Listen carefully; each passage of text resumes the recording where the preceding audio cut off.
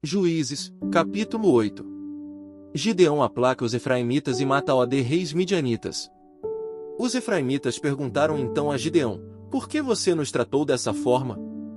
Por que não nos chamou quando foi lutar contra Midian? E o criticaram duramente. Ele, porém, lhes respondeu: que é que eu fiz, em comparação com vocês? O resto das uvas de Efraim não são melhores do que toda a colheita de Abiezer? Deus entregou os líderes midianitas Oreb e Zeeb nas mãos de vocês. O que pude fazer não se compara com o que vocês fizeram. Diante disso, acalmou-se a indignação deles contra Gideão. Gideão e seus 300 homens, já exaustos, continuaram a perseguição, chegaram ao Jordão e o atravessaram. Em Sucote, disse ele aos homens dali: peço-lhes um pouco de pão para as minhas tropas, os homens estão cansados, e eu ainda estou perseguindo os reis de Midian, Zeba e Zalmuna. Os líderes de Sucote, porém, disseram: ainda não estão em seu poder Zeba e Zalmuna? Por que deveríamos dar pão às suas tropas? É assim, replicou Gideão. Quando o Senhor entregar Zeba e Zalmuna em minhas mãos, rasgarei a carne de vocês com espinhos e espinheiros do deserto. Dali subiu a Peniel e fez o mesmo pedido aos homens de Peniel, mas eles responderam como os de Sucote. Aos homens de Peniel ele disse: quando eu voltar triunfante, destruirei esta fortaleza. Ora, Zeba e Zalmuna estavam em Carcor, e com eles cerca de 15.000 homens. Estes foram todos os que sobraram dos exércitos dos povos que vinham do leste, pois 120.000 homens que portavam espada tinham sido mortos. Gideão subiu pela rota dos nômades, a leste de Noba e Jogbeá, e atacou de surpresa o exército. Zeba e Zalmuna, os 2 reis de Midian, fugiram, mas ele os perseguiu e os capturou, derrotando também o exército. Depois Gideão, filho de Joás, voltou da batalha pela subida de Heres. Ele capturou um jovem de Sucote e o interrogou, e o jovem escreveu para Gideão os nomes dos 77 líderes e autoridades da cidade. Gideão foi então a Sucote e disse aos homens de lá: aqui estão Zeba e Zalmuna, acerca dos quais vocês zombaram de mim, dizendo: ainda não estão em seu poder Zeba e Zalmuna? Por que deveríamos dar pão aos seus homens exaustos? Gideão prendeu os líderes da cidade de Sucote, castigando-os com espinhos e espinheiros do deserto. Derrubou a fortaleza de Peniel e matou os homens daquela cidade. Então perguntou a Zeba e a Zalmuna: como eram os homens que vocês mataram em Tabor? Eram como você, responderam, cada um tinha o porte de um príncipe. Gideão prosseguiu: aqueles homens eram meus irmãos, filhos de minha própria mãe. Juro pelo nome do Senhor que, se vocês tivessem poupado a vida deles, eu não mataria vocês.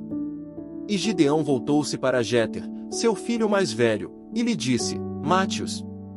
Jéter, porém, teve medo e não desembainhou a espada, pois era muito jovem. Mas Zeba e Zalmuna disseram: venha, mate-nos você mesmo. Isso exige coragem de homem. Então Gideão avançou e os matou, e tirou os enfeites do pescoço dos camelôs deles. Os israelitas disseram a Gideão: reine sobre nós. Você, seu filho e seu neto, pois você nos libertou das mãos de Midian.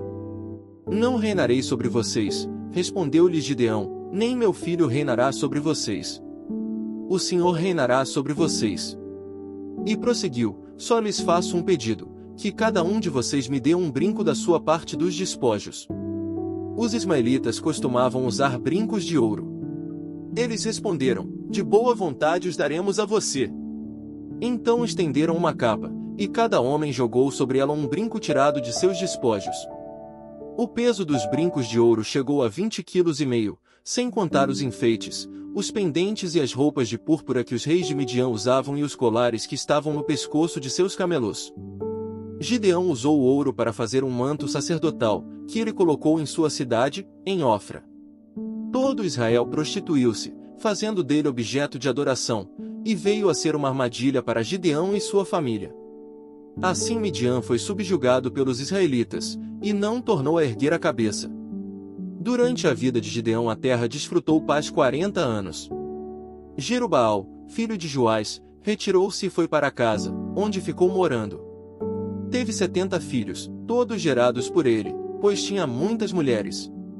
Sua concubina, que morava em Siquém, Também lhe deu um filho, a quem ele deu o nome de Abimeleque. Gideão, filho de Joás, morreu em idade avançada e foi sepultado no túmulo de seu pai, Joás, em Ofra dos Abiezritas. Logo depois que Gideão morreu, os israelitas voltaram a prostituir-se com os Baalins, cultuando-os. Ergueram Baal-Berite como seu Deus, e não se lembraram do Senhor, do seu Deus, que os tinha livrado das mãos dos seus inimigos em redor. Também não foram bondosos com a família de Jerubaal, isto é, Gideão, reconhecendo todo o bem que ele tinha feito por Israel.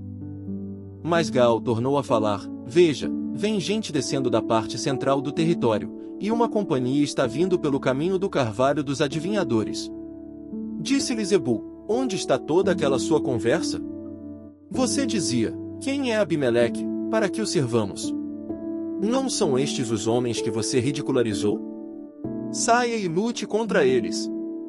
Então Gaal conduziu para fora os cidadãos de Siquém e lutou contra Abimeleque. Abimeleque o perseguiu, e ele fugiu. Muitos dos homens de Siquém caíram mortos ao longo de todo o caminho, até a porta da cidade. Abimeleque permaneceu em Arumá. E Zebul expulsou Gaal e os seus parentes de Siquém. No dia seguinte o povo de Siquém saiu aos campos, e Abimeleque ficou sabendo disso. Então dividiu os seus homens em 3 companhias e armou emboscadas no campo. Quando viu o povo saindo da cidade, levantou-se contra ele e atacou-o. Abimeleque e as tropas que estavam com ele avançaram até a porta da cidade. Então 2 companhias avançaram sobre os que estavam nos campos e os mataram.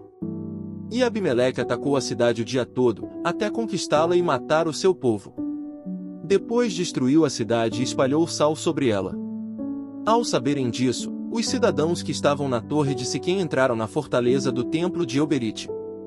Quando Abimeleque soube que se haviam reunido lá, ele e todos os seus homens subiram o monte Zalmon. Ele apanhou um machado e cortou um galho de árvore e o pôs nos ombros. Então deu esta ordem aos homens que estavam com ele: Rápido! Façam o que eu fizer. Todos os homens cortaram galhos e seguiram Abimeleque.